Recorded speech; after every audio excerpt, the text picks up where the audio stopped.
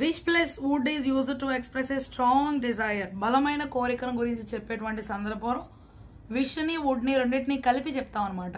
So I wish that all my students would get the job. నేనేమని కోరుకుంటూ ఉన్నాను అంటే మా విద్యార్థులందరికీ కూడా ఉద్యోగం వస్తే బాగుండు అని చెప్పి నేను కోరుకుంటున్నాను. బలమైనటువంటి కోరిక. He wishes that Elias would teach him. Okay, so నేను ఇంకా అతను ఏమని ఆశపడుతూ ఉన్నాడు అంటే ఇలియాస్ చక్కగా లెసన్స్ బోధిస్తే బాగుండు అని చెప్పి కోరుకుంటూ ఉన్నాడు. They wish that they son would be selected. Okay, so వాళ్ళు ఏమనుకుంటూ ఉన్నారు అంటే వాళ్ళ కుమారుడు చక్కగా అందులో సెలెక్ట్ అయితే బాగుండు అని చెప్పి కోరుకుంటూ ఉన్నారు. ఏదో ఇంటర్వ్యూకి వెళ్ళడమో దేనిలోనో తను కూడా సెలెక్ట్ అయ్యి జాబ్ వస్తే బాగుండు అని చెప్పి వారు బలమైన కోరిక అని చెప్పేటప్పుడు విష్ వుడ్ రెండు వాడతారనమాట. I wish I would write my exams well. నేను ఎగ్జామ్స్ బాగా రాస్తే బాగుండు అని చెప్పి నేను బలంగా కోరుకుంటూ ఉన్నాను. బలమైన కోరిక అని చెప్పేటప్పుడు విష్ వుడ్ రెండింటిని వాడతాను.